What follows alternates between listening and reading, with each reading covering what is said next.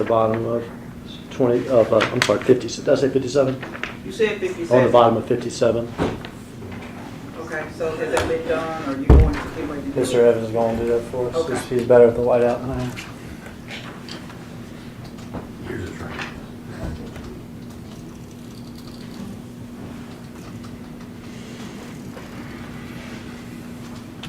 Are they out there, or are they still back here?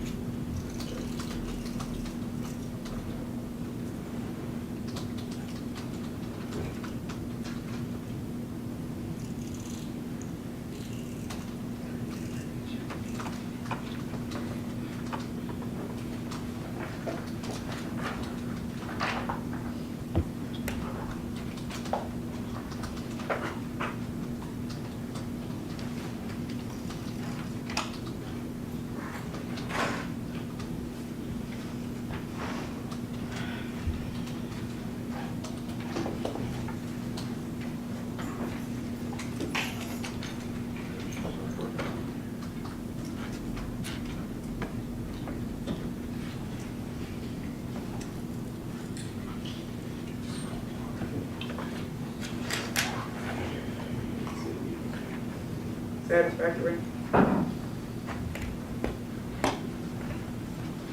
All good? Bring the jury in. Yes, ma'am. Yes, you will. Jury is now entering into the court.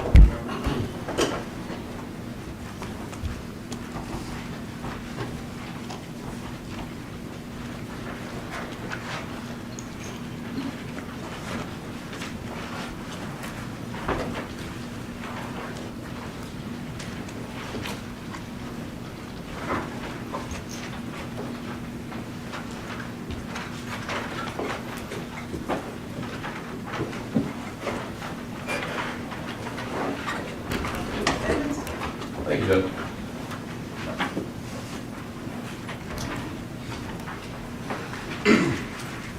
Good afternoon, Sergeant Dabney. Good afternoon. First, let me just say, I feel for you. I was in that same predicament about 2 years ago. Thank you. So I hope you feel better soon. Hopefully. So I want to go over some of the things you testified to when you were in direct with the state, okay? Yes, sir. A couple of things you talked about is one of the lead detectives on this case was your role anytime you approach a crime scene. All right, I think you testified that you're there to collect facts, Correct. try to preserve evidence, Correct. right? So that you can investigate and find out who done it, essentially, correct? Correct. Agree with me, it's super important when you're going on a crime scene to preserve the crime scene, Correct. right? Because you don't want to corrupt evidence, is that correct?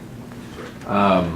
You also want to exhaust every avenue possible to try to find evidence, is that accurate? Yes, ma'am. Okay. And so, that's why you said you talked about forensic testing. You collect things in a certain way on a crime scene so that you can then provide that to CSI or the TBI or whoever that could actually test it to see if it can give you more information. Is that fair? Fair. Now, a couple of things. I'll start with the initial video. I'm going to try to go in chronological order as to how you hit it earlier on direct. You talked about the handgun and the rifle, style, assault rifle style weapon in the video. And at one point in time you said that the handgun that was being held by one of the people was consistent with a .40 caliber. It's probably more accurate to say, it's consistent with any pistol. Could have been any caliber pistol, correct? Correct. Just by looking. Just back in. Right. And when you say consistent with a .40 caliber, you're really basing that off of the shell casings you would have found out in the parking lot. Is that correct? Showcased in the handguns. Okay. But there was nothing significant that you can tell from that video that can tell you that's a 40 caliber versus a 9mm versus a 380 or a 45. Okay. Now, you testified that you never recovered the murder weapons, correct? Correct. And you were asked a question of, in kind of normal course, if you recover bullets from a scene, right, and or casings from a scene, and you have a weapon you can test it against, that you can take the ballistics and they can run testing to see if it matches. Is that correct? That's correct. Now, even if you don't recover the weapon, is it possible to determine a caliber, what potential caliber a fired bullet would have been? So, you know, you pull a fired bullet from the wall at Makita Cookie or from some other place where those bullets went. Is there a way to test that and go, is this a 40 caliber? Is this a 7.62? Is this a 9? Or I'm sure it is. That would be the crime scene that collected it, whoever they sent it off to test it. okay. And just to be clear, at Makita Cookie, y'all recovered several bullets and bullet fragments from various locations at Makita Cookie. Is that correct? Correct. As far as you know, was any testing done of those bullets and or bullet fragments to determine whether they were 40 caliber or 7.62 rounds? Are you saying the bullets or the casings? The bullets. Bullets? No, I'm not aware. Okay. And you also received back into evidence from the medical examiner several bullets and bullet fragments. Is that correct? That's correct. And to your knowledge, at any point in time, did anyone try to test those, not to put them to a firearm because you didn't have the particular firearm, but to determine what caliber of bullets were recovered from Mr. Thornton? Should possibly, yes. The crime scene or whoever took custody of those bullets. Okay. You're saying it's possible, but are you aware of any testing? Okay.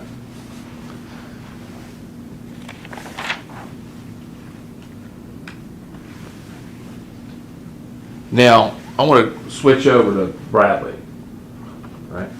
And you recovered the Mercedes from Bradley. Now, you were asked about video, and you had, because you had video from Makita Cookie, correct? Yes. And you had video from Crosstown, Yes. and you had video from Valero. Yes. And I believe Mr. Hagerman asked you, did you canvass the Bradley neighborhood for any video? Officers we had other investigators that canvassed the area. And you also, I think, testified that you knew that Hernandez Govan lived across the street Yes. from Bradley. Yes.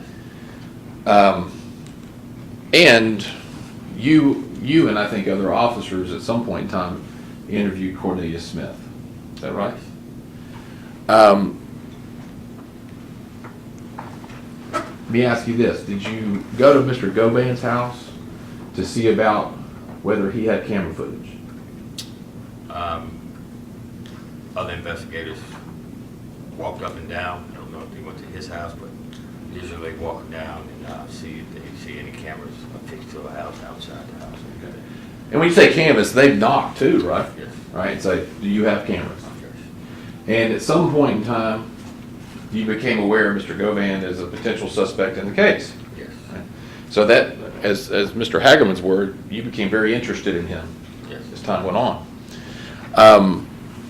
Do you recall there being anyone of the officers in the case, you as one of the lead detectives in the case, reporting to you that there were cameras directly across the street from Bradley, where the white Mercedes would have been, facing the Bradley property, the abandoned house where the Mercedes was? Do you recall Cornelius Smith in any of his interviews with law enforcement that you can recall ever saying that Hernandez Govan had cameras at his house that faced the Bradley house? No, I don't recall that. And lot of investigators in this case, right? Yes. Working hard to try to find evidence, Yes. correct? I bet you would agree with me if somebody had told you Hernandez Govan has cameras facing where that white car was, you would have been over there, or somebody would have been over there tracking down that lead, right? No attempt to, yes. Right. And you're not aware of, at least right now, whether anybody ever even spoke to Mr. Govan specifically and asked him about cameras. No.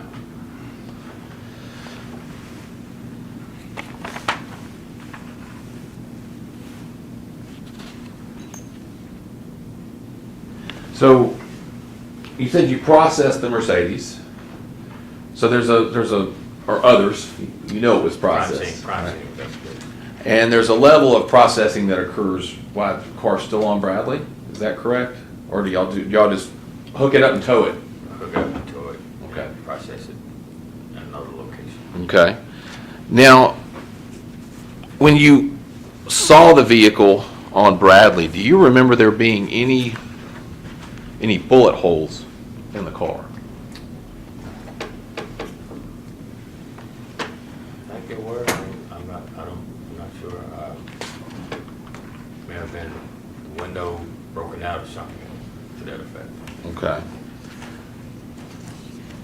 And to be clear, the window that was broken out, and I can pass you the exhibits, some of these exhibits that were previously marked, one is Exhibit 53,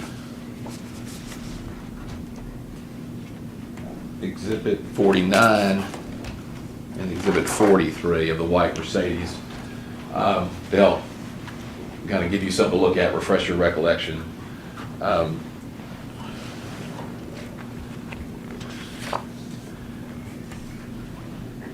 In those photographs, does it appear that the passenger side window is not there?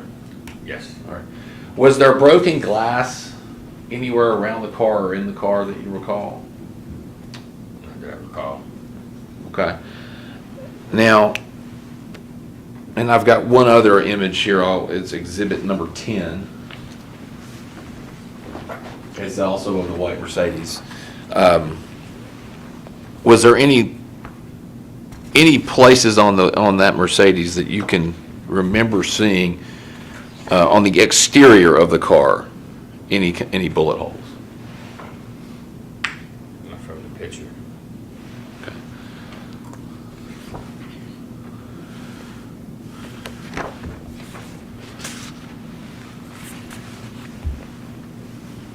Now, some of those photographs where the vehicle's being processed, the outside of the car has like black powder all over it.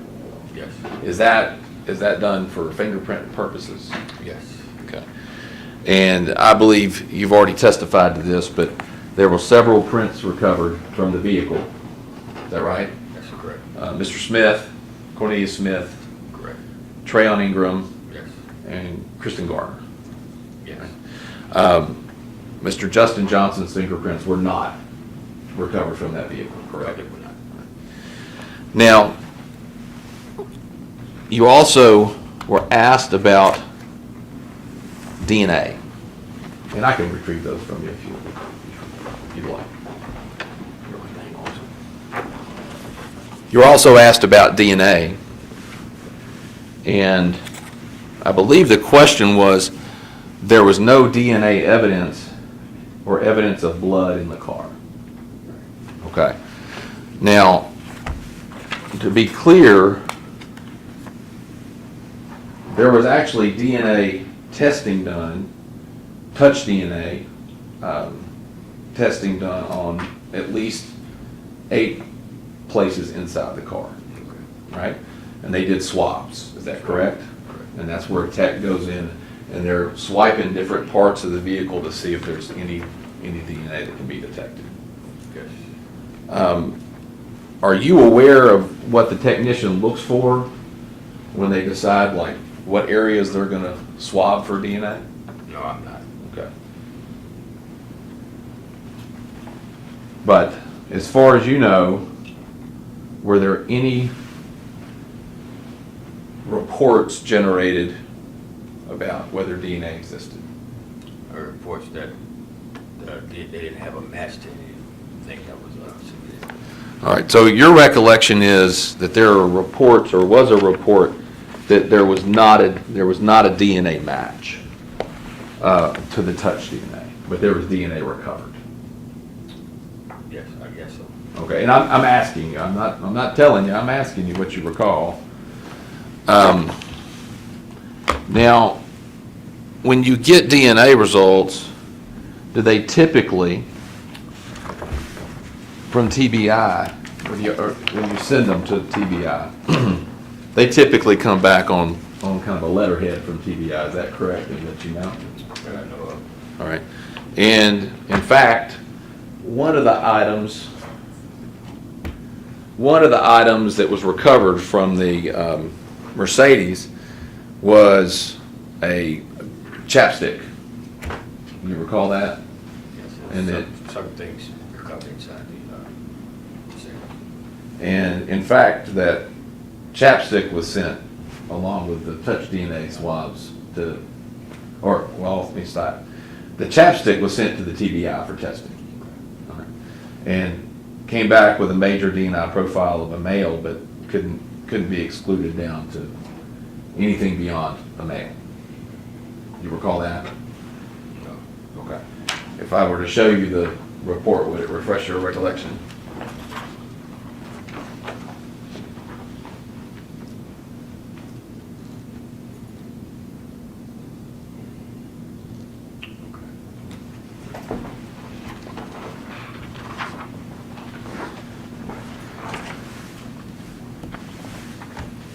Now, do you have any specific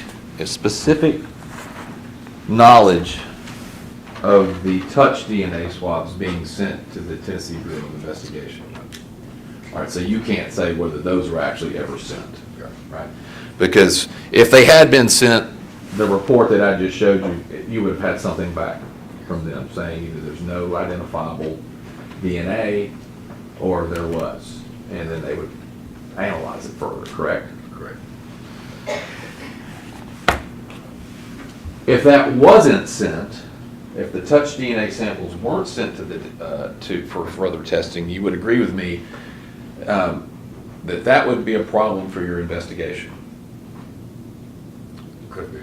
Right? Because touch DNA, if they recovered something, that could point you directly to a person, right? With scientific fact, right? Going, this is the person that touched that part of the car.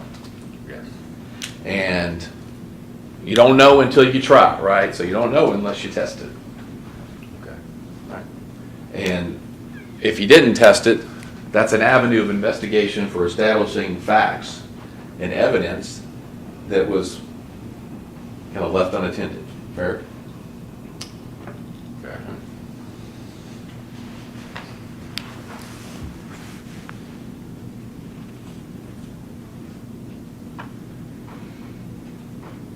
Now, you told Mr. Hagerman, and we talked about this, you said, and no evidence of blood in the car. Now,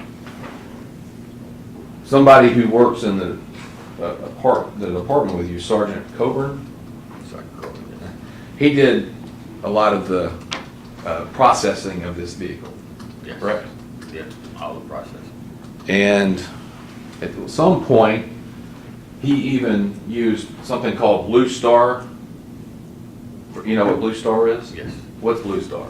It's an agent that they use to spray for location of blood inside of on things. Right. And you would agree with me that Blue Star is something they spray it, and they put a light on it, and it'll light up if there's blood or biological material that has been there, correct? Correct. My knowledge is. And they can even use Blue Star on places where people think they have wiped down or cleaned, Yes. and it will still show.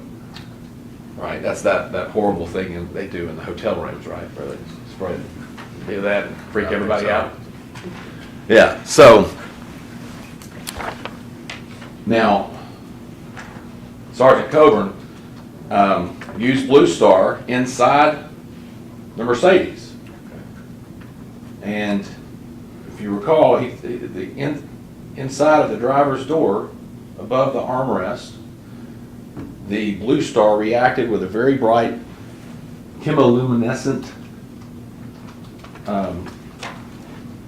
chemiluminescence, I think is the way he says it here, which is a hard word to say.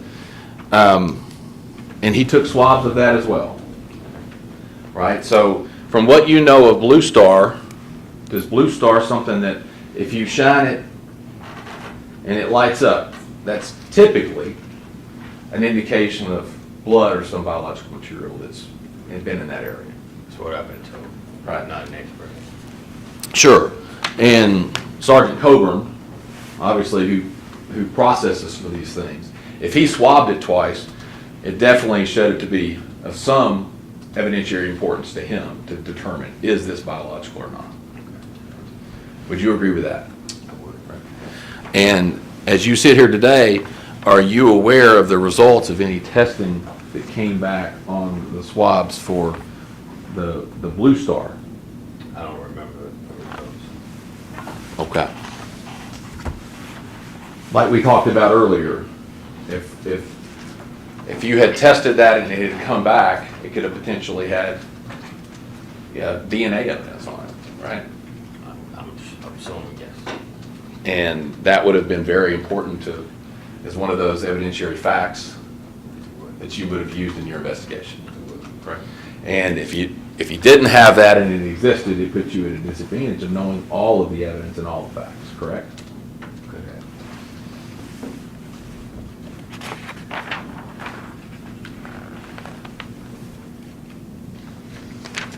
So let's go to the Valero video. So the Valero video, you see several different vehicles arrive at Valero. Person I think you identified as Kristen Gardner is pumping gas for the white Mercedes. Correct. Right? And then he drives that white Mercedes off up to the top of the screen, and then I think you said you see somebody, you can't tell who it is, but you see an individual get out of another vehicle, Kristen Gardner get out of the white Mercedes, and someone gets inside the white Mercedes. Correct. That you said was not wearing the same clothes that Kristen Gardner was wearing just moments earlier. Correct. Or maybe even seconds earlier. It's very quick. Right. But right after that exchange is made, doesn't another car pull up in front of the white Mercedes and sit for some period of time? It does. Right? And to be fair, you would agree with me, you can't see what's going on with the white Mercedes, who's in the white Mercedes, whether someone got out of and back into the white Mercedes, correct? Correct.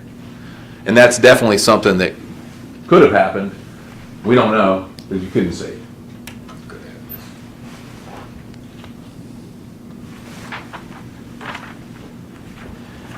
So then we get to Crosstown. And so those Crosstown videos, I believe you made the statement that you would see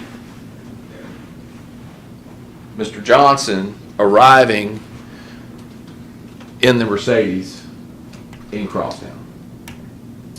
See, someone, Someone, yes. or someone wearing, well, let me ask you this, and you make my point, right? So you don't know who was in the Mercedes, No.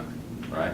Because in fairness, the video you saw and that the jury saw is the video. Like, you can't see who's driving the Mercedes, right? Correct. And then you see the Mercedes enter, and there are times when you'll see the person in the gray sweatpants, black, black shoes, black hoodie, walking through the parking garage, Correct. right? And you don't see the car that person gets in of or out of, right? Now,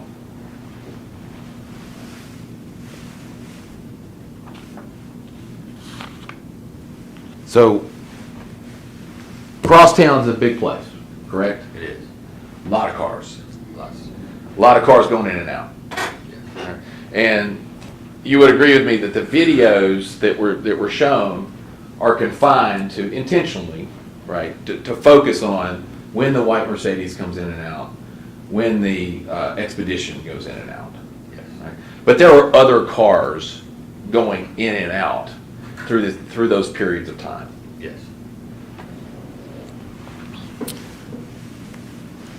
And you would agree with me that during those periods of time where the white Mercedes, it shows the white Mercedes in the video come in, you can't see the driver, you can't see the person in the gray sweatpants and the black hoodie, what they get in and out of. You can't say that that person was ever in that white Mercedes, correct? No, you can't. It's just the area that the Mercedes parked at is the same area where that person came from. Well, but can you even see in the video that was shown where the Mercedes parks? You know, just the general area. Which is the parking garage, which is around hundreds and potentially more other vehicles, correct? Correct. Okay.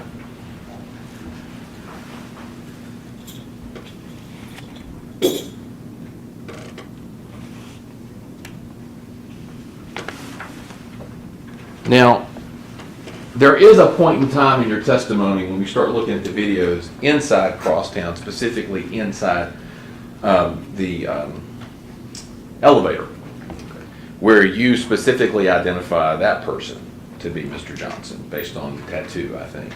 Other characteristics too, but you mentioned a tattoo. Yes.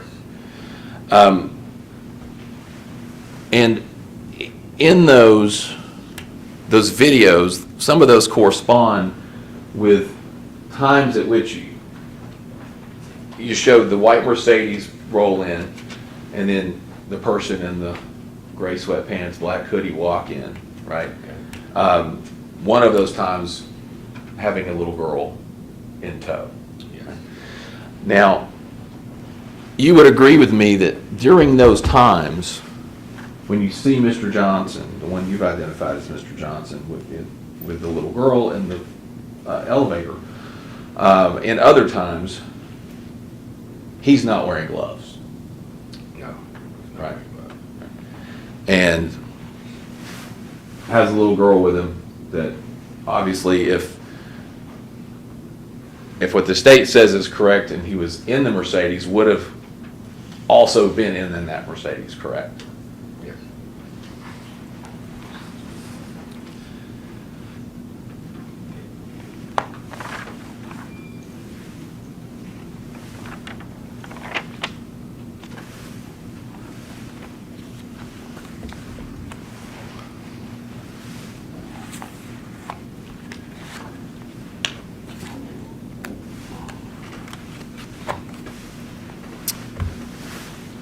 Today you testified about going back to the Makita video, and specifically you mentioned that when the video was playing and then there were some still shots put in,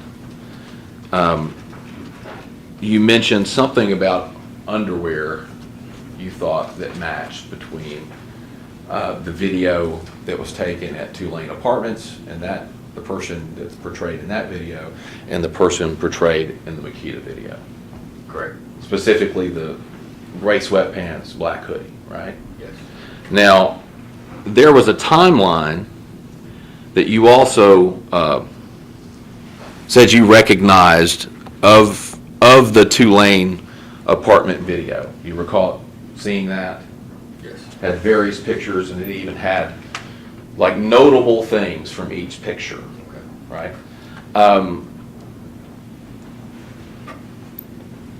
Would you agree with me that nowhere in that timeline is it noted that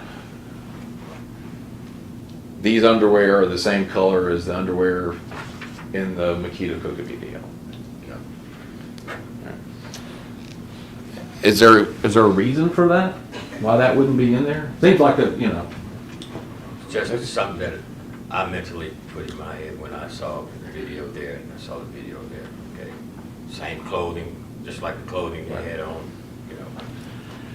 And this, what was marked as I mean, and again, you saw this, you're pulling that from the same video that the jury saw in evidence, correct? Yes, correct. And the still shots, which were marked as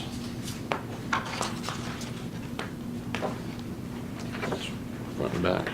They're collected. Oh, okay. So they're the first ones. Okay. Thank you. Exhibit 58, it's a collective. And these pictures, these still shots, being, slowed down, I'm gonna hand you collective 58.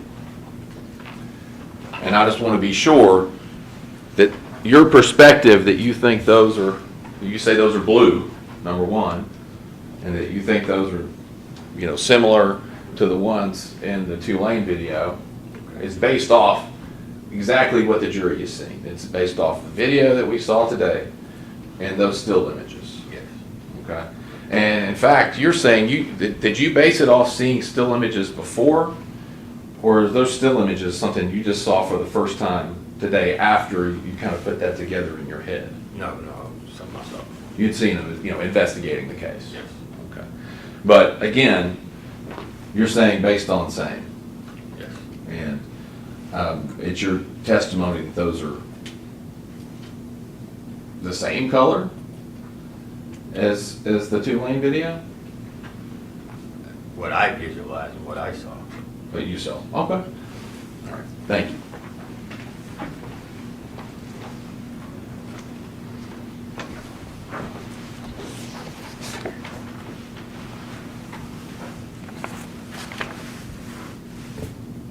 One moment, you're on.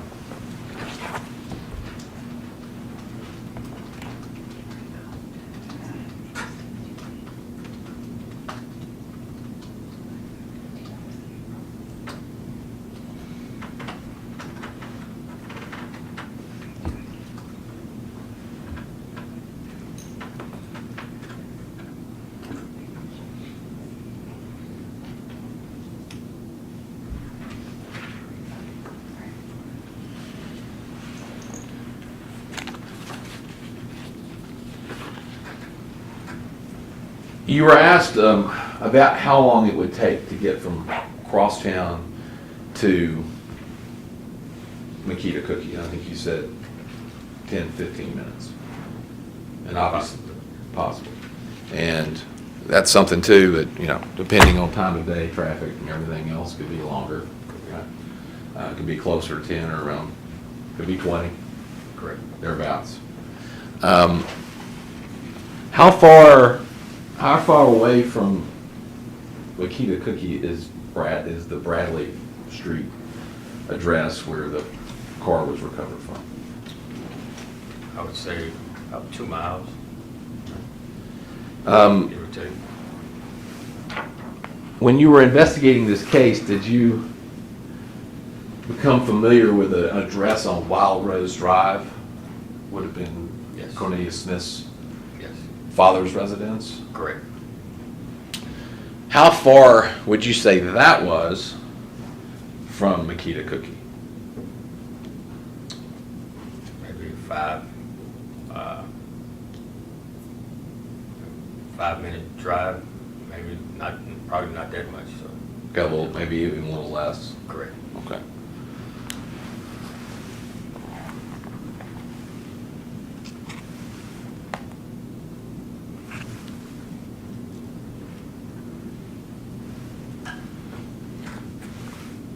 And during your investigation, did you also learn information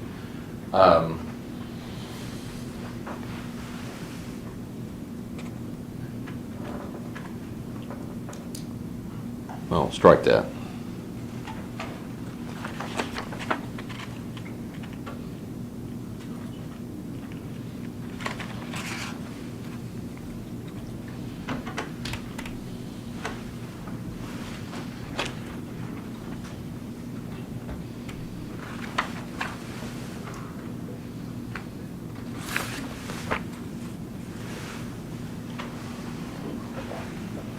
Did you ever come across any information about where Mr. Johnson's, the mother of Mr.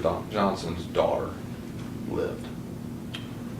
Yeah, we got an address, possible location.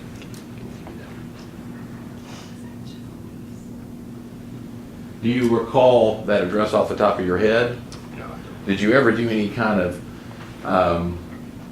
did you drive there ever? We drove to an apartment, where she was supposed to be living. Okay. How far would you say that apartment was from Makita Cookie? It's a good distance. It's out in Whitehaven area, probably closer to the 2-lane, I guess. Close to the 2-lane. And how far away is 2-lane from Makita? Heading on traffic, interstate through the city, probably about 20 minutes. Okay. And so, Mr. Johnson's, the mother of his daughter, the one in the video, and presumably in the video in the elevator, was 20 minutes from Makita Cookie. How, and if you don't know the answer to this, but how far would you say that would be from Crosstown, to get from Crosstown to that apartment address out in Whitehaven? Maybe 15, 20 minutes, I guess. Okay. One moment. That's my questions. Thank you, sir. Okay, anything, Brett? Yeah, just super quick, and something I probably should have explained at the start to some of Mr. Evans' questions. You're retired now, is that correct? That's correct. And this investigation went on after you retired, is that correct? Correct. And so this case sort of has 2 case officers. It does. You for the original, Yes. and then Jesse Browning after that? Yes, correct. Okay, so there's some things that happened in this investigation, maybe even testing in this investigation or whatever, decisions that were made would be after you were off the case. Correct. All right, and retired. Yes. All right. The second thing, are you aware that Blue Star, what Mr. Evans is talking about, also reacts with bleach and cleaning products? I'm not aware. Okay, you have not been trained on that substance or anything at all? I have not. Okay. That's all my questions for Mr. Evans. Any recross? No. Thank you, officer. Thank you.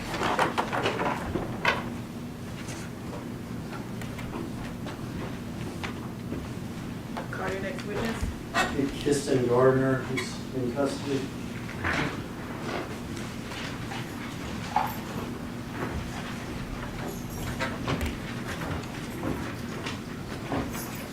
I'm sorry.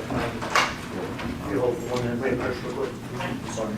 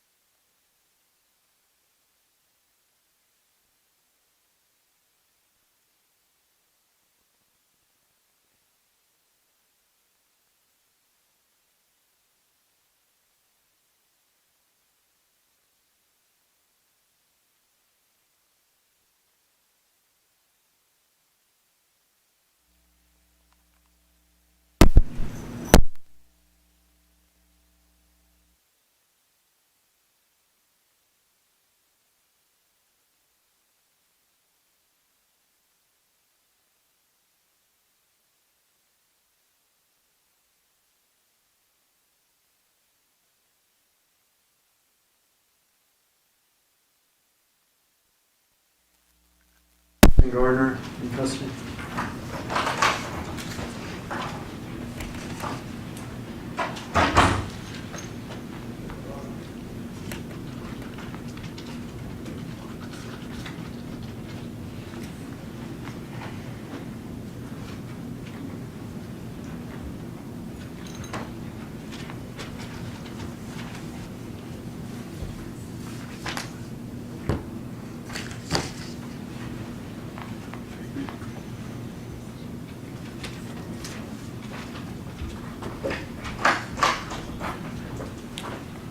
step up here, sir.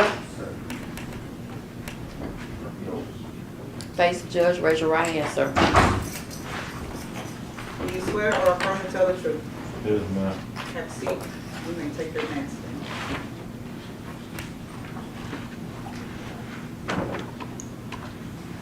Mr. Gardner, you don't want to be here, do you? No, sir. All right, but go ahead and tell me your name. Mr. Gardner. Spell that first name for me. K-H-I-S-T-A-N. Spell the last name. Gardner, G-A-R-N-E-R. And how old are you? 21. I want to take you back to 2021, November the 17th. Is the early morning hours of November the 17th, just after 2 o'clock, going on to 3 o'clock a.m., okay? Did you have occasion to go up to the Valero station near the University of Memphis? Yes, sir. Where had you been before you got to the Valero station? I can't tell. Okay. Was it a neighborhood house? Yes, sir. Were you up there with other people? Yes, sir. Were you up there with an individual by the name of Treon Ingram? Yes, sir. Do you know Treon Ingram? Yes, sir. Was he somebody you hung out with? Yes, sir. Did you see an individual up at that neighborhood house who you know is straight drop or drop? I can't tell. I Okay. just know when we came to the house, that's who Treon said that was. Objection, hearsay. Sustain.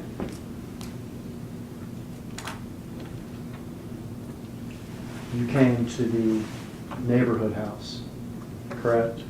Yes, sir. And you saw the individual there. My approach, sure. But we approached with regard to the objection. Yeah.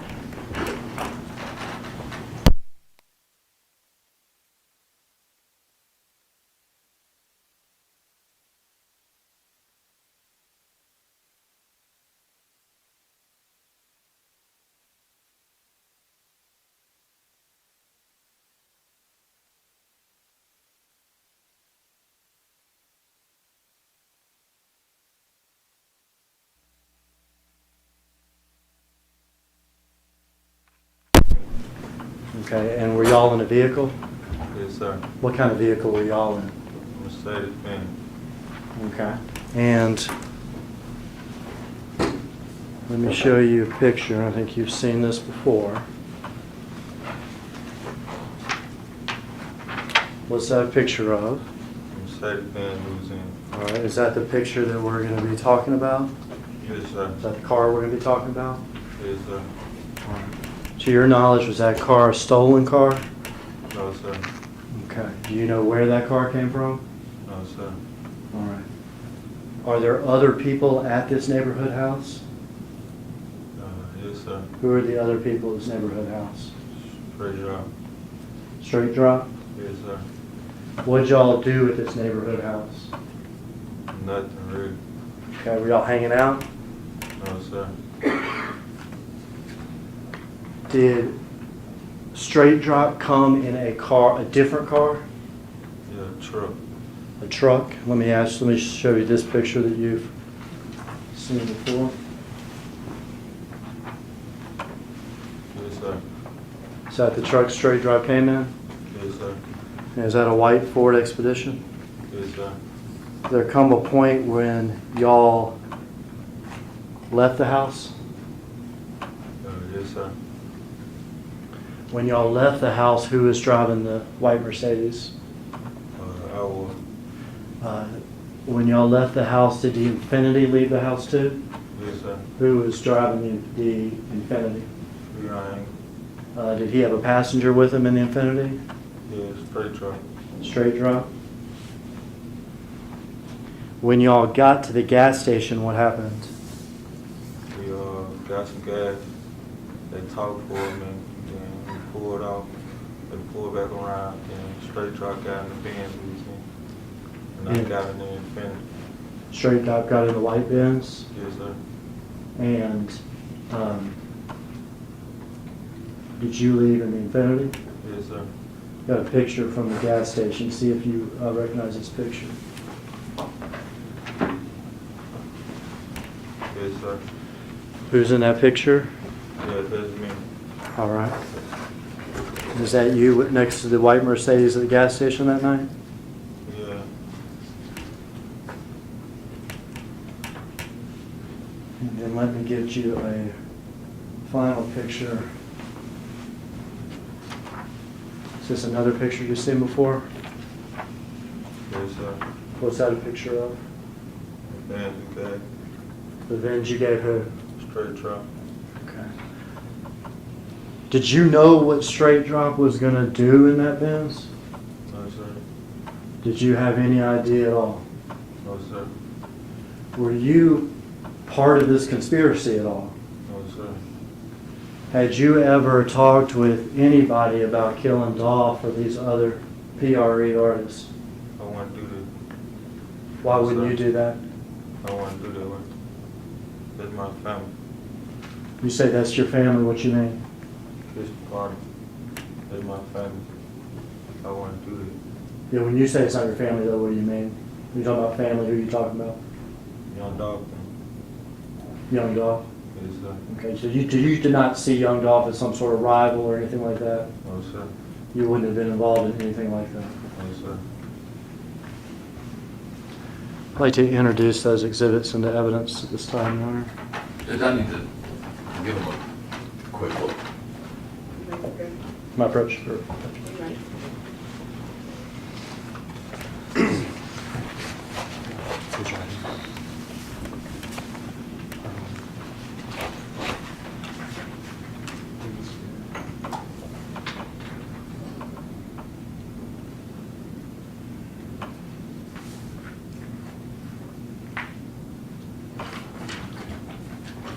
Objection.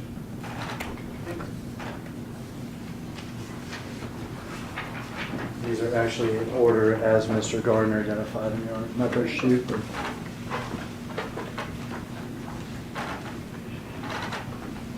The first picture is a picture of a white Mercedes with the back end damage.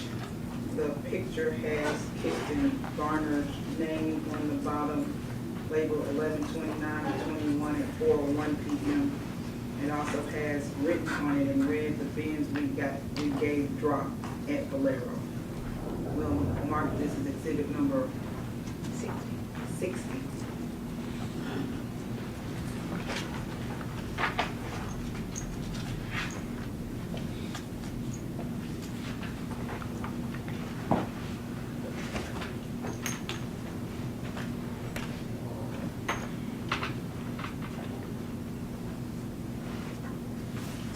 The next picture is a frontal view of a white Expedition.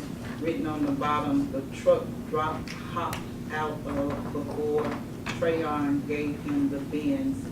At the house, police found bins. Kirsten Garner's name, November 29, 2021 at 3:24 p.m. We'll label this as exhibit number 61.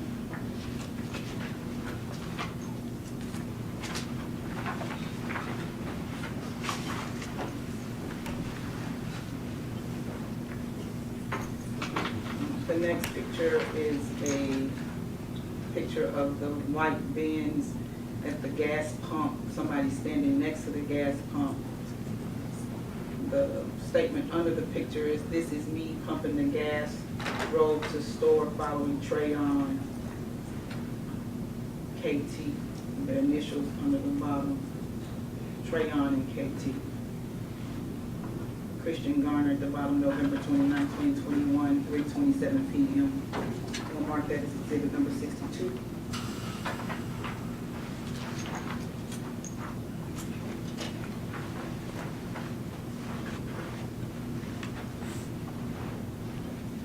And the last picture is a side view of the Mercedes-Benz. This view is on the passengers. This is the view of the driver's side. And the written caption under the bottom says, "This is the Benz we gave drop." Christian Garner, November 29, 2021. We'll mark this as exhibit number 63.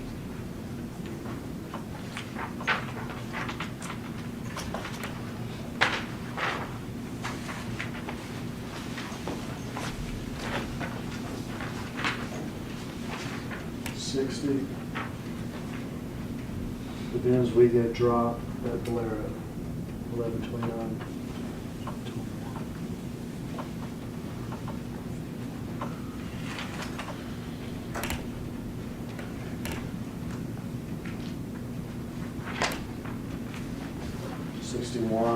The truck hopped out of before Treon gave him the bins at the house where police found the bins.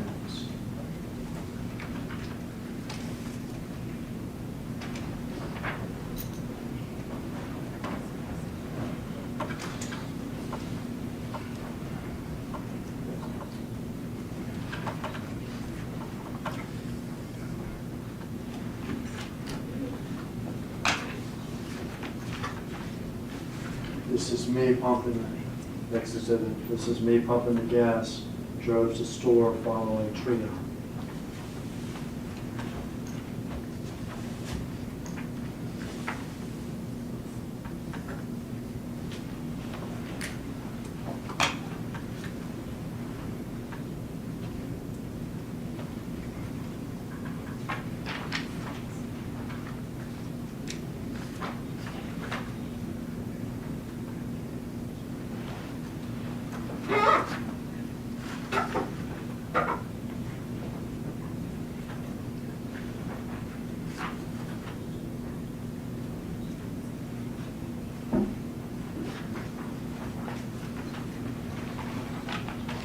This is the bins we get dropped. Next number exhibit.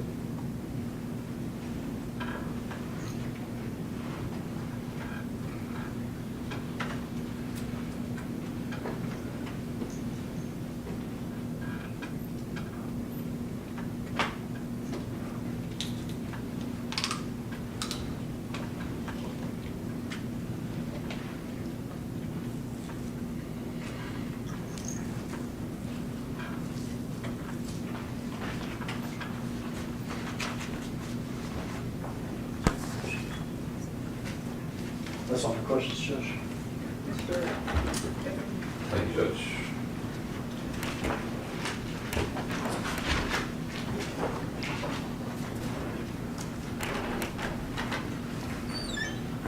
Good afternoon, Mr. Garner.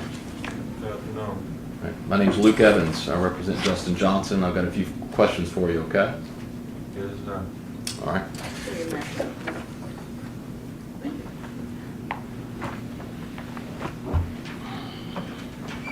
So I'm not going to ask you what Treon said, but when you were first asked whether or not you knew whether or not you knew who Treon traded the Mercedes-Benz for, you didn't say Justin Johnson or Straight Drop. Yes, sir. It was straight drop cabbage. Okay? And you started to answer by saying, Treon told me. Yeah, when we was at the house. When we went to the store, I seen him. I was in the car with him. I seen him at the store. So you didn't see him at the house? No, Treon just told us that's who this was when he got in the Infinity with Treon. Okay. So you're saying that Treon, you were there, though, no question. No question asked. So how many times have you been interviewed by law enforcement before today? Too many times. 2 minutes. In relation to this investigation, if that narrows it down any for you, is it still too many times? Or are you just saying one time's too many? One time, too many. Sure. Fair enough. So you've at least been interviewed twice, right? Yes, sir. And then you even got spoken to right before you came on the stand by the state, correct? And the first time you talked to law enforcement was on November 23rd, 2021 about this. Do you remember that? Yes, sir. And you told this jury today you had no idea that Mercedes-Benz was stolen. No, sir. Now that just isn't true. And you know it's not true, right?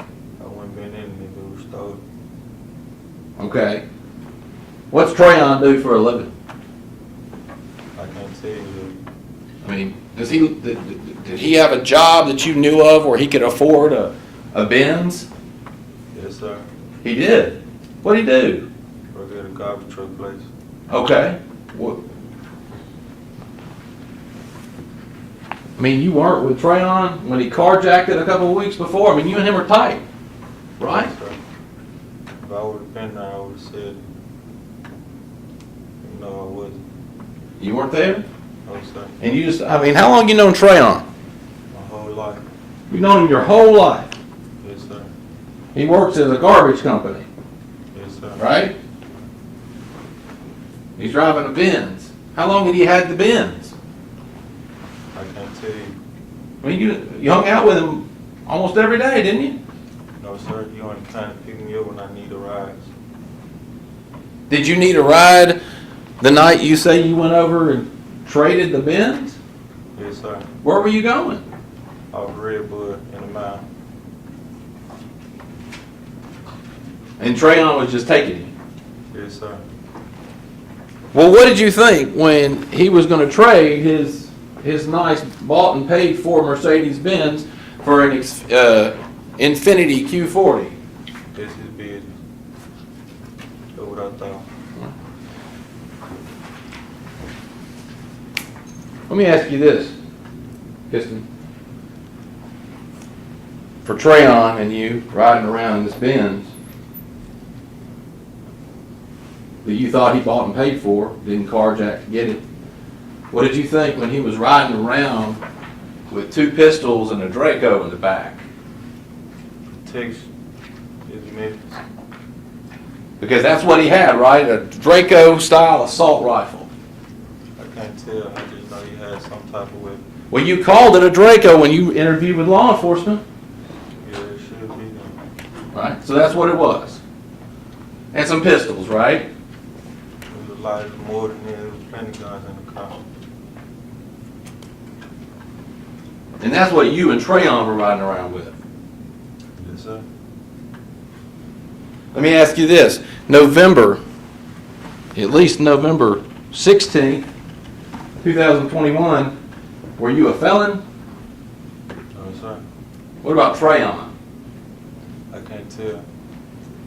You don't know? No, sir.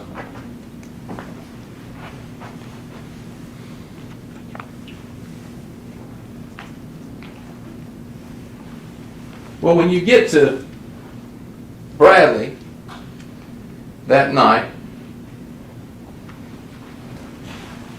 why do you have to drive the Mercedes? There was Treon told me to do pump gas and drive it around. And I didn't even know we was going to give it to the truck. I just know when we came around, when I got done pumping gas, we all pulled off, came back around through the store again, and we gave it to him. I ain't know why, I ain't know what he did it for, I just know he gave it to him. And the only time you've been in the car was that night? That Mercedes? No, sir. You been in it before? How many times? Twice, 3 times. Just wanted to get the rides when I called Treon. What about, did you ever have to get anything out of the trunk for him? Or did you just get in the front seats and, into the passenger seat, in and out? Yeah, my wallet. You had to get your wallet out of the trunk? Yeah, no, it wasn't in the trunk. It was in the car. Okay. What about the trunk? Did you ever go in the trunk? No, sir. Never went in the trunk? No, sir. Never touched the trunk? No, sir.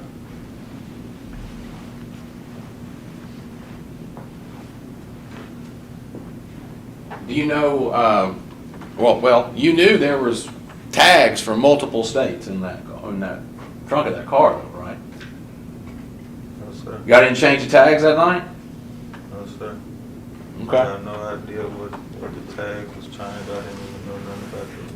One thing I did was get in the car and go places that I wanted him to take me.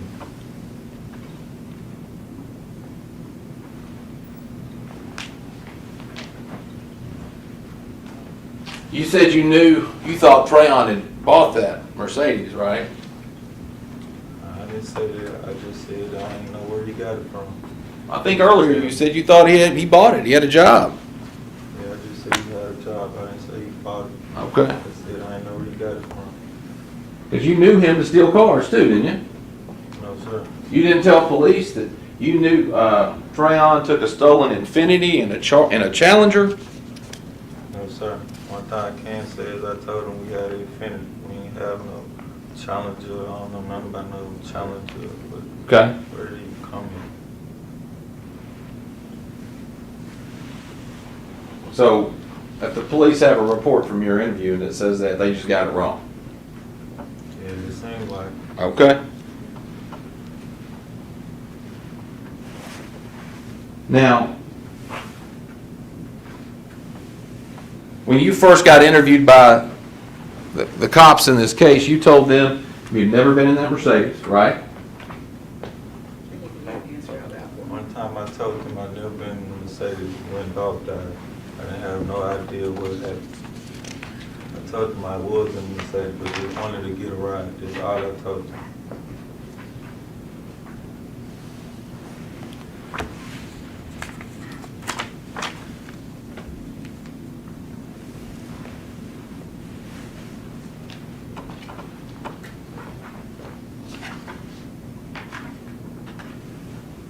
All right.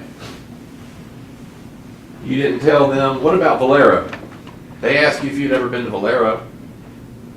And they showed me the pictures of me at Valero. That's when I told them this were when the day we gave it a drop.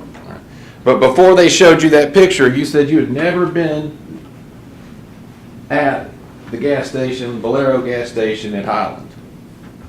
I didn't even want to tell them nothing really, because I didn't have no dealings with it.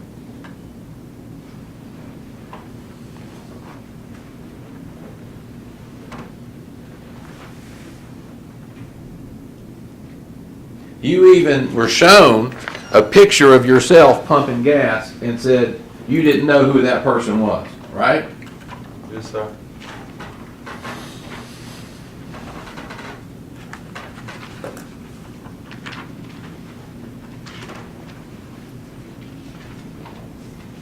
You were asked earlier if you knew, you say that it's Justin Johnson got that Mercedes. You said, did you ever know why Justin Johnson was getting the Mercedes, or Straight Drop was getting it? You said no, right?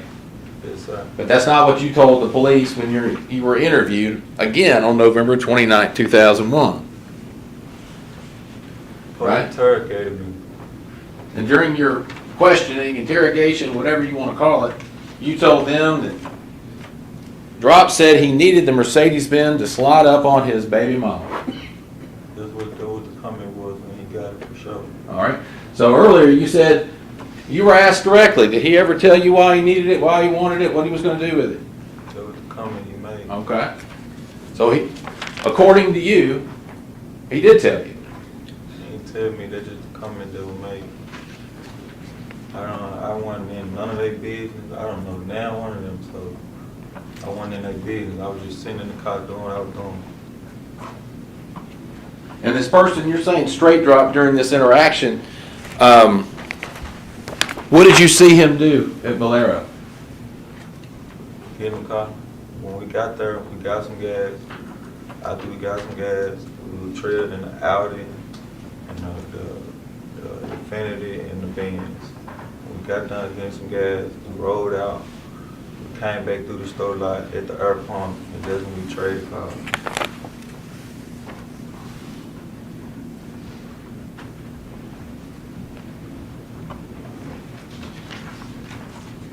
Now, after you heard Dolph got killed, you called Trayon, right? No, sir. You didn't? I was with Trayon the day Dolph got killed. He dropped me off, and we asked him, did he have anything to do with Dolph being dead? Because if he did, we're not going to be around him. That's simple. Well, you told detectives that you had a conversation with Trayon after the homicide and stated that you called him. No, sir.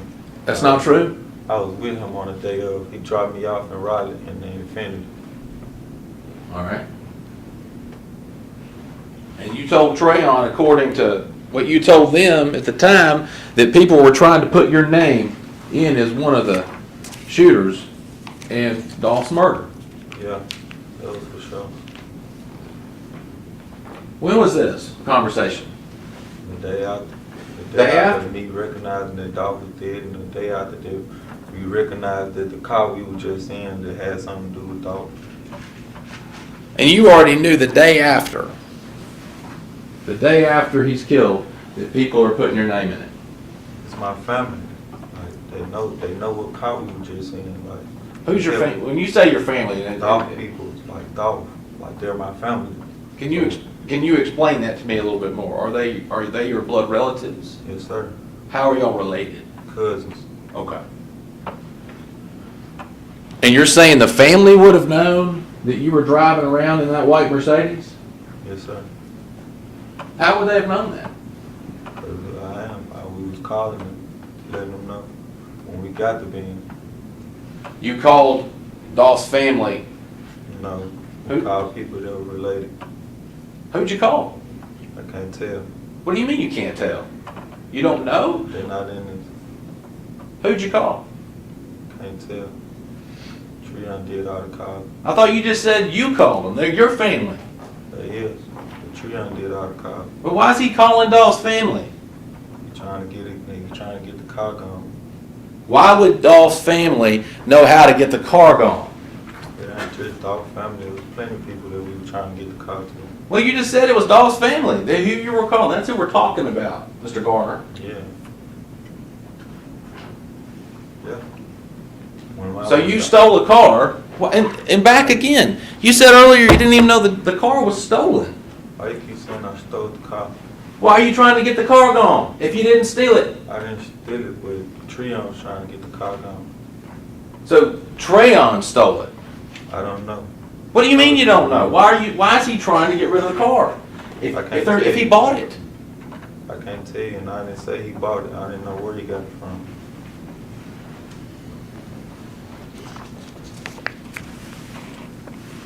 So you're in a car, however Treon got it. That you're calling, you say, Dolph's family before he's killed to try to get rid of the car for whatever reason. It was way before Dolph was even in the thing dealing with Dolph. Like, we've been trying to get the car gone. Like, it was way before that. It didn't have nothing to do the day of, the day after, the day before, none of it. It was way before when he picked me up. The first time he picked me up, he was trying to get the car gone. I didn't get in his business. It's not my business. I'm just getting in here to get a ride. What's way before? Let's start there. It was way before Dolph was killed. Yeah, How far before? about a week or two. All right, and you're saying that's way before. Yes. But Treon, according to you, is calling Dolph's family. And Treon's not related to Dolph too, is he? It's just not Dolph's family. You gotta realize everybody grew up with each other. So everybody know everybody. It's Memphis. Everybody know everybody. Well, Sorry. I'll let you finish. He got done calling them, and they didn't want to get it. They didn't have nothing to do with it. So, man, I guess he did what he did and gave it a drop. I don't know. I can't tell you why he gave it, what he did it for. But you're concerned immediately when Dolph ends up murdered because you know that you or Treon, one of the two of you, has reached out to Dolph's family and tried to unload a white Mercedes. Right? Which is in the video, driving away. Like my fault, but why you keep saying it was just Dolph's family? Like I told you, it was multiple people he was trying to sell the car to. That's what you said. Yeah. That's what you said. You won't tell us who it was. I've asked you that too. I went through that. That have nothing to do with me. You Come said- here to talk about me giving the car to the truck. I ain't have nothing to do with all this other stuff. Unfortunately, you don't get to pick and choose, Mr. Garner, on what you answer and what you don't. The judge gets to decide that, not you. Yes, sir.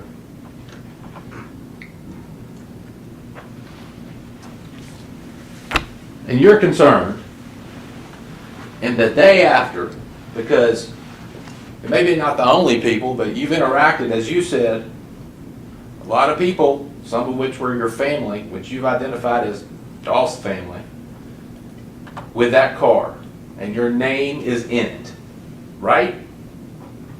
Same car that's got, as luck would have it, a Draco in it and two pistols. At least, you said a bunch, but at least 2 pistols, right? There's a lot of weapons. And you're immediately concerned, right? Because you think, oh no. Now, when Dolph died, and I seen that Mercedes on the news, of course, man, who not finna call them if I'm in this car and they just did shit like, I ain't finna act like I didn't out here. Yeah, I called them. Well, you called them because somebody said you were involved. It's most of the people I call, like, yeah, like, what's going on? Like, and me not knowing about it, like, why I'm in this car, like, y'all put me in something that I don't even supposed to be in, really. And this was the day after. Yes. This is before you ever even come on the scene. Like, you're not picked up by law enforcement yet. You're not talking to the cops. That doesn't happen to This you. came, man, right after Dog died. Like, it came a couple days after, man. So it was none of this. I already knew that I was gonna get picked up regardless. As soon as I said that, I got picked up for nothing. And started lying right then. Right? Trying to hide your involvement. It's Dolph. Like, I wouldn't want to be in this. Like, knowing I ain't got nothing to do with it. It wasn't no lie. It was for real. Like, I ain't have nothing to do with it. It ain't no lie. I don't. So why would I go tell them something that I don't have nothing to do with? I don't have nothing to do with it. Mr. Gardner, we've learned today you've had quite a bit to do. How it take? That's all the questions I've got. All right. Redirect. I've got no further questions. Thank you, Mr. Gardner. Hold on.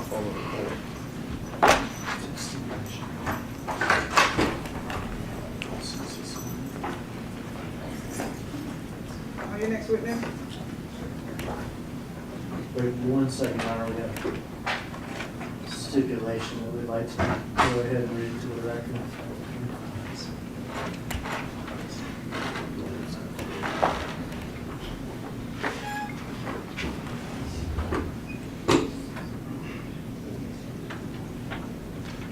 We'll get the stipulation read to the record, Your Honor, and then you can get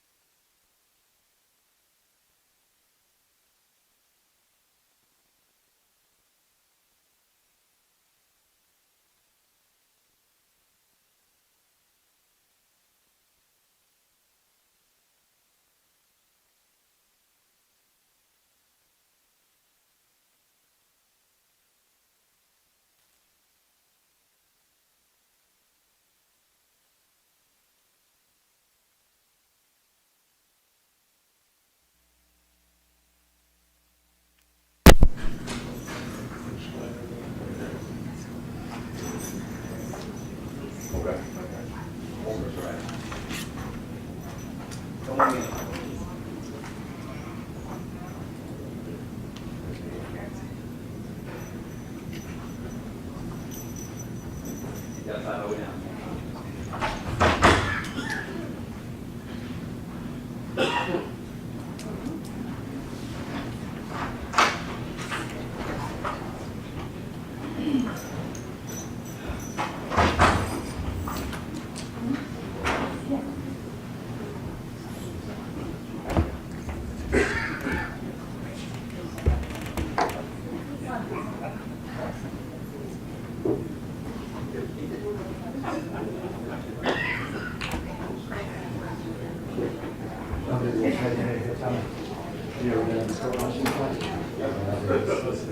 Sure.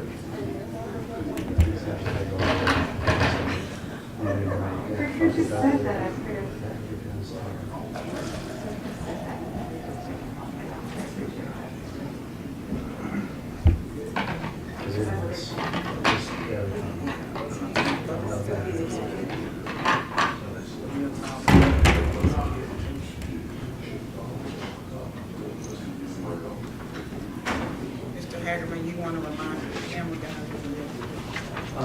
They asked if you remind the still shot cameras. Cameraman knows. You got it? They're not going to. Yeah, you're right. Jury's not in until the courtroom, Your Honor.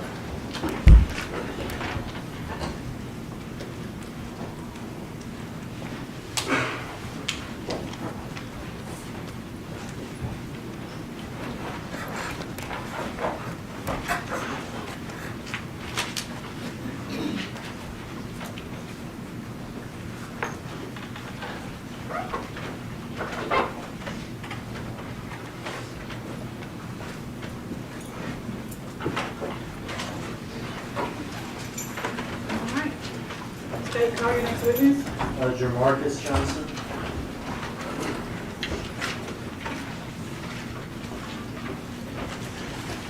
Step this way, sir. Stand right here. Raise your right hand facing yonder. Do you swear or affirm to tell the truth? Yes, ma'am, I swear. Have a seat. Make sure your phone is off.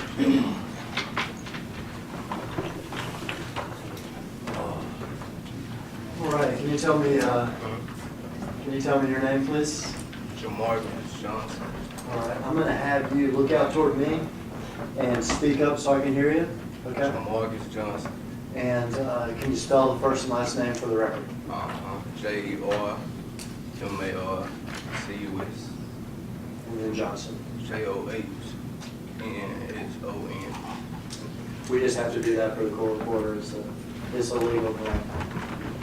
Now, Mr. Johnson, you are actually charged in this case, is that correct? Yes, sir. You are charged with taking possession of some of your brother's property after the Dolph killing, and for aiding him to communicate with another man by the name of Cornelius Smith after the Dolph killing. Okay? You have an attorney for that case, is that correct? Yes, sir.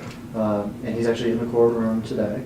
Yes, sir. You have pled guilty to being an accessory after the fact, several counts of that offense, for taking control over the car your brother was driving afterwards, for taking control over a phone that your brother had afterwards, and for helping him, by using the phone, communicate with Cornelius Smith.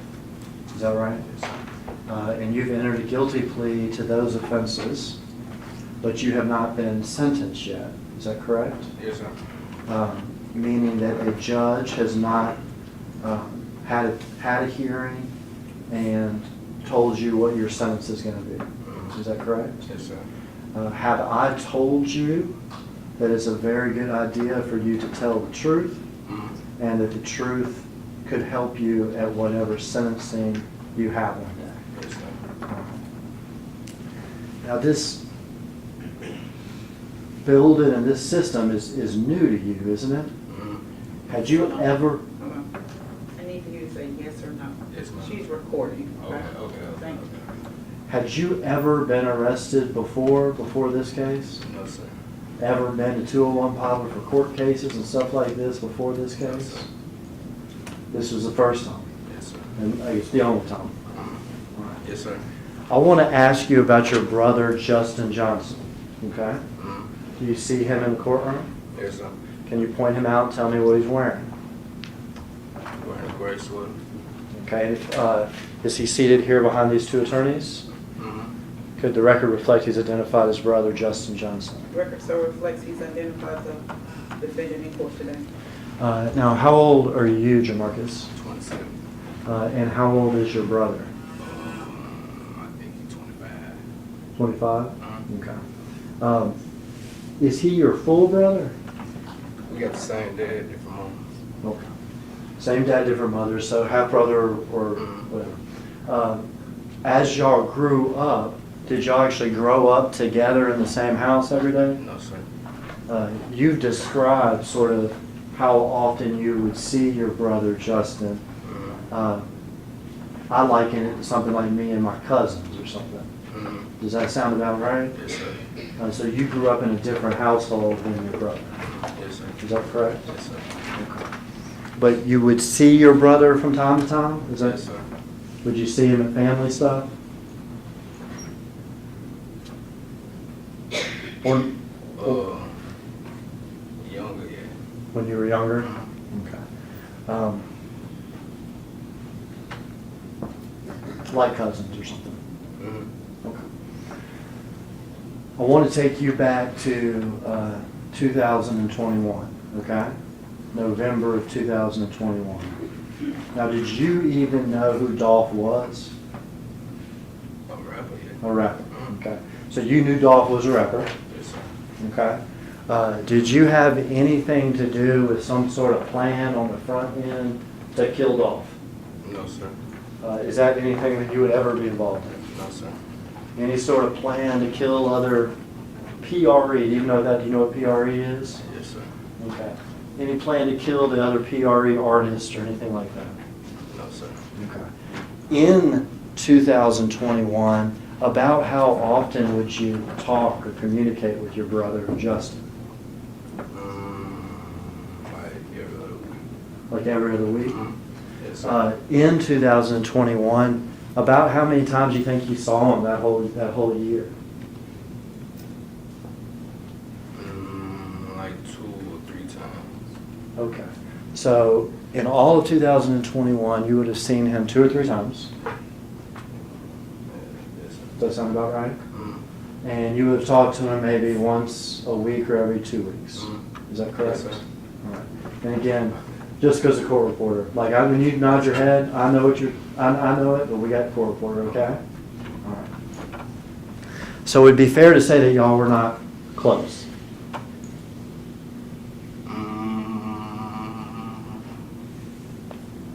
Yeah, nah, we were close, but we really didn't talk all the time. Okay. Yeah, there's stuff going on, I got my stuff. Okay. Were his friends your friends? No, sir. Okay. So did you know the people he hung out with? No, sir. Did you know, for instance, Treon Ingram? No, sir. That name mean anything at all to you? No, sir. Okay. Where were you living in 2021? I was 21 When this happened? when the murder happened. When this time period that we're talking about, when Dolph got murdered, and when we're here later that Justin gives you his time? Oh, the Arbor Apartments, The Harbor Swap. Now, what area of Memphis? East Memphis. All right, so you were living in East Memphis. Yes, sir. Okay.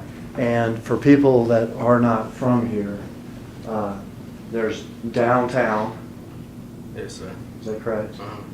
Mhm. There's Midtown that is next to downtown that includes Crosstown. Yes, sir. Okay. There's South Memphis, there's North Memphis, Yes, sir. and then there's East Memphis. Yes, sir. And you were living out in East Yes, Memphis. sir. Who were you living with? I live with my mom and 2 sisters. Okay. And my did you? son, yeah. You have a son, is that correct? And you have custody of your son. Full custody, yeah. How old is your son now? Ward. Okay. And were you working back in 2021? Yes, sir. Where were you working? I was working at Disney Warehouse. Okay, at the Disney warehouse. All right. Trying to support your son Yes, sir. and living in those apartments with your mom and your sisters. Yes, sir.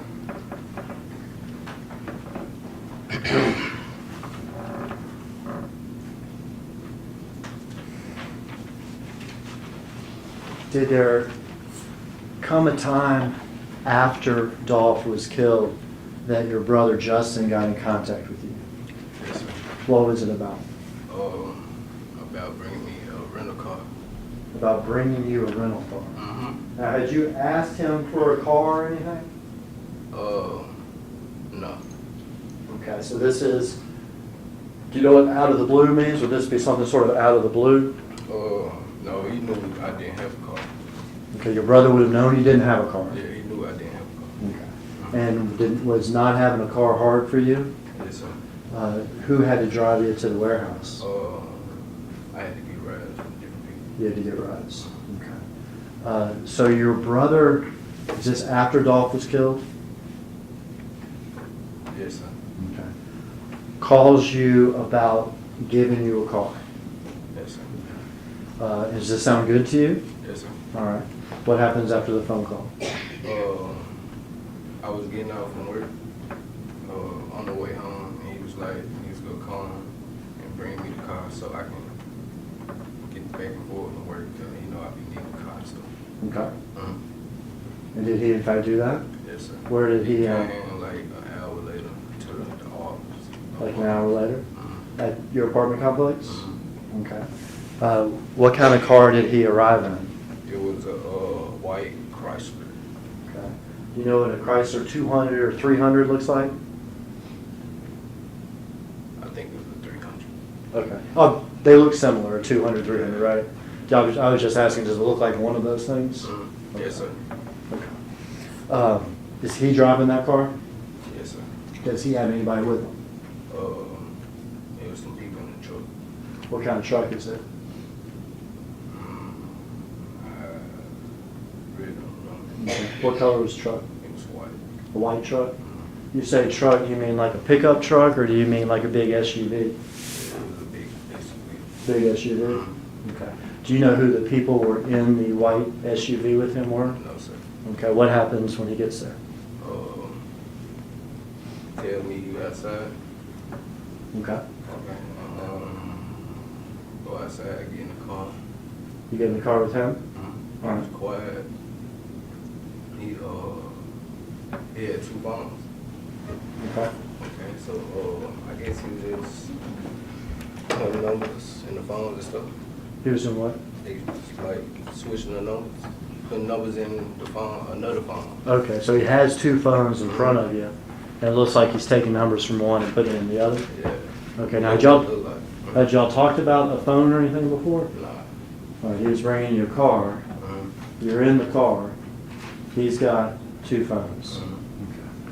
Okay. Before this conversation about bringing you a car and stuff, when was the last time you had talked to him?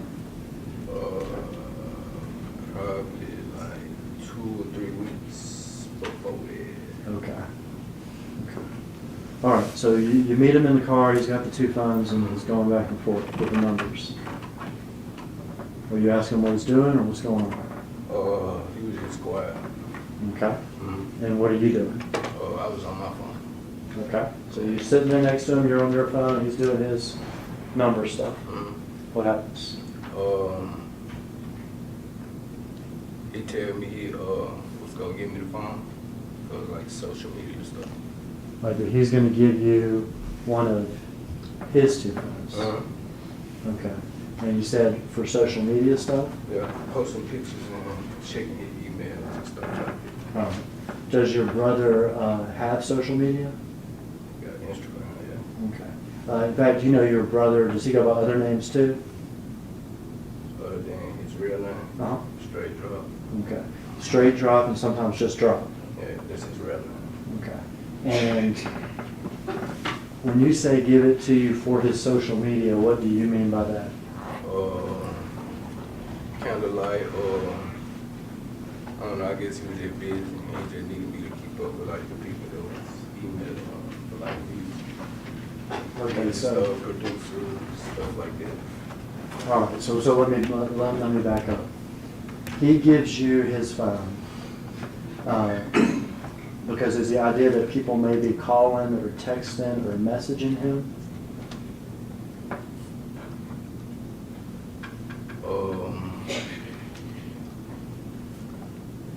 You can say that, but it was just, mainly he just told me that he needed me like to post some stuff.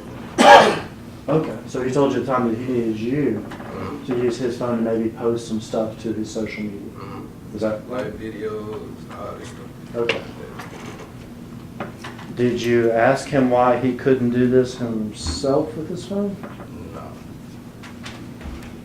Okay, but he has this phone in his hand. And he's going to give it to you, and you already have a phone. You don't need a phone. No, I don't. The car sounds good. And he wants you to have his phone and maybe post stuff to social media. Yes, sir. Okay. You don't ask him why. Does he provide any explanation? Other than just for the social media stuff. Okay. He doesn't say why he needs you to do this rather than him. No, sir. Does he tell you that he's getting out of town? No, sir. Does he tell you that he's got to lay low? No, sir. What happens after he gives you the phone? Somebody was calling him and stuff, like rushing him to come on. In the car there? Mhm. So he's getting a phone call from while he's in there? Yeah. On one phone or the other, do you remember? I don't know which one. Okay. And so does that end y'all's little meeting? Nah. Okay. What He was happens? still sitting in the car. Okay. And he was still doing the same thing with the phone. Still putting numbers back and forth?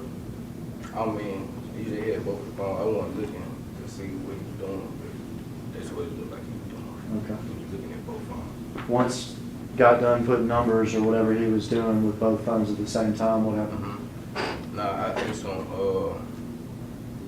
was he straight? And he said, yeah.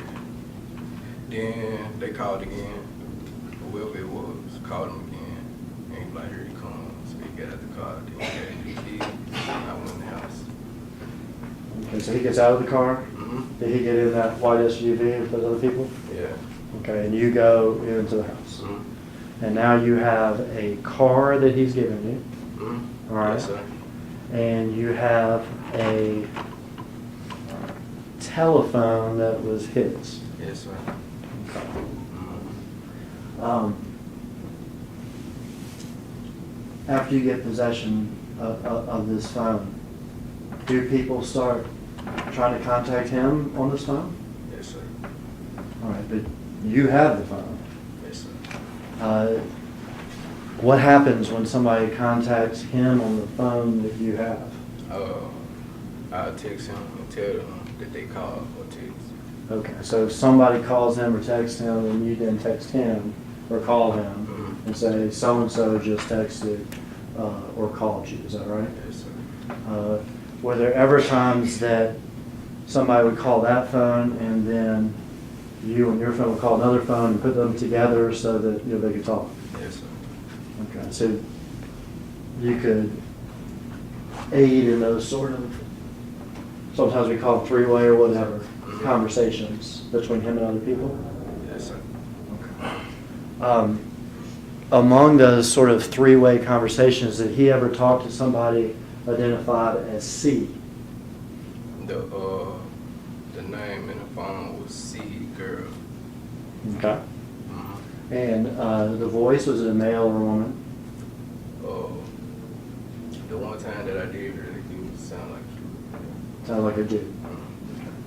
Mhm. At the time, did you know who C was? Nah. No, sir. Do you now know that to be Cornelius?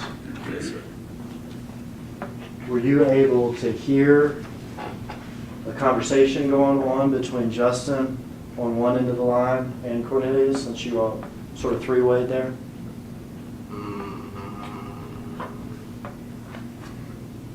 Not like full conversation. Not the full conversation.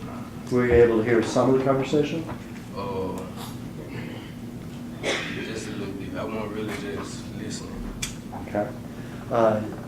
You've been asked before whether or not you heard some of the conversation, correct? Yes, sir. And have you described part of the conversation having to do with money? Yes, sir.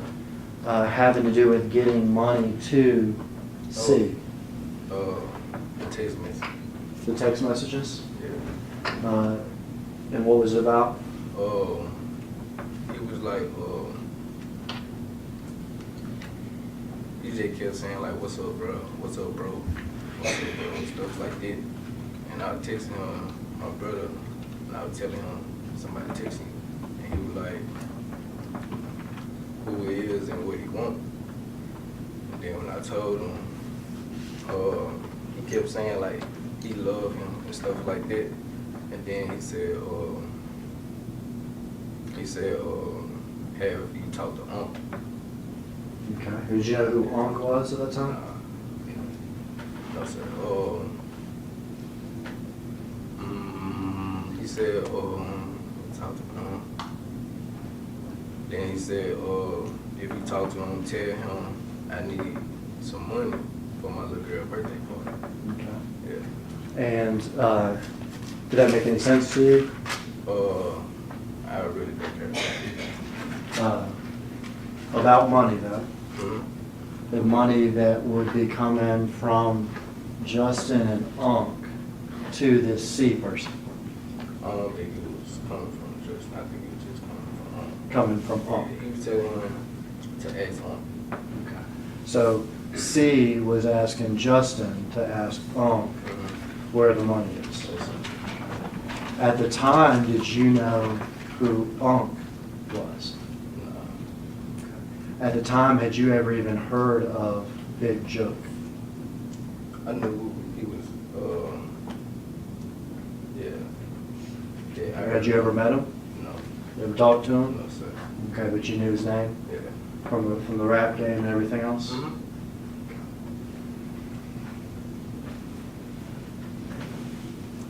Did you use that phone like that? I mean, would various people text and call, and you tell your brother, hey, so-and-so text and call? It was only,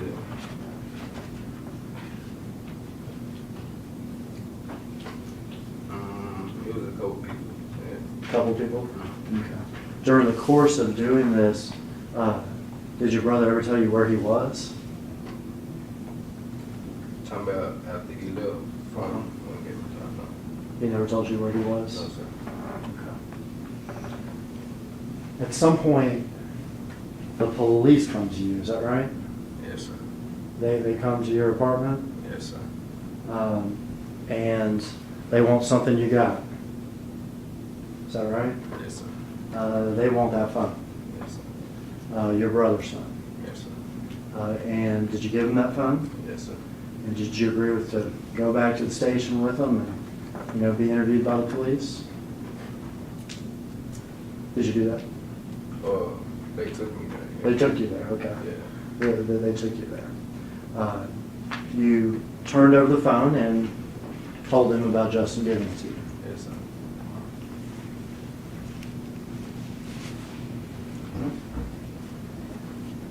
Now, the original reason that he gave you for this phone was so you could do postings on social media and stuff. Yes, sir. Did you do postings on social media for him while he was gone? Yes, sir. It was like 2 pictures. Which 2 pictures? It was like a picture of some food, like in a restaurant, Okay. and another one was with like some shoes. Okay. So you posted 2 pictures for him, which would be a picture of some fancy shoes, Jason Jordan. some Jordans, and a picture of some food. And did he ask you to post those pictures? Yes, sir. Okay. Did you also follow his social media? Like, could you see the stuff he posted on social media? Yes, sir. Was he still posting stuff on his social media? Not just you?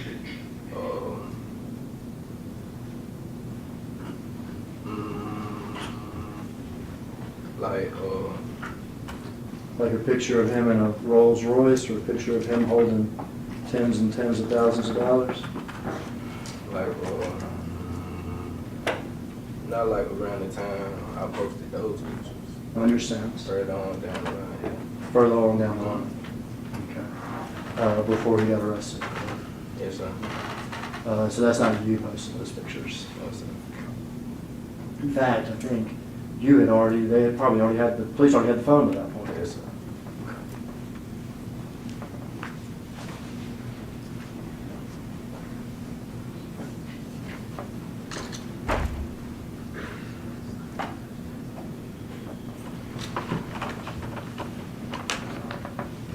Pass you exhibit 57 and 56. Tell me who's in this picture, if you would. I think you've seen those before, Jamarcus, is that right? Yeah. Who's in those pictures? Just, Your brother Justin? uh-huh.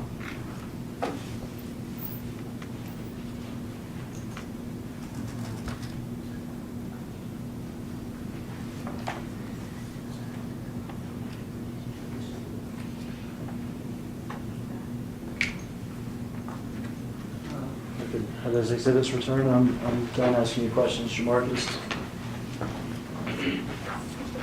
One moment, Your Honor.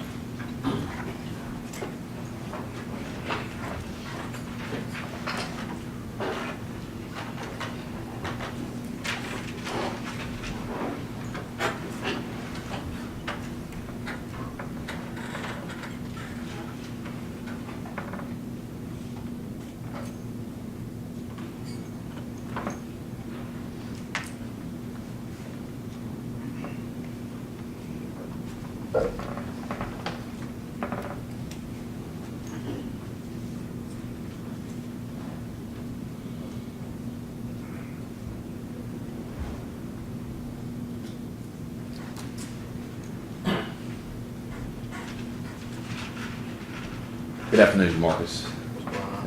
If you don't mind, I'll call you Jamarcus since we have more than one Mr. Johnson in the request. Yes, sir. All right. My name's Luke Evans. I just got maybe just one question for you, or a couple of questions for you. So you knew Justin to be an aspiring rapper, Yes, sir. correct? He was trying to get signed. Yes, sir. Okay. Had you ever, prior to that date, ran his social media or YouTube before? Yes, sir. All right, so that wasn't something, that wasn't a new thing for him to ask you to do? No, sir. Okay. All right, thank you very much. Nothing further, Judge? Thank you, Mr. Johnson. That's it. Yes, sir. Step back.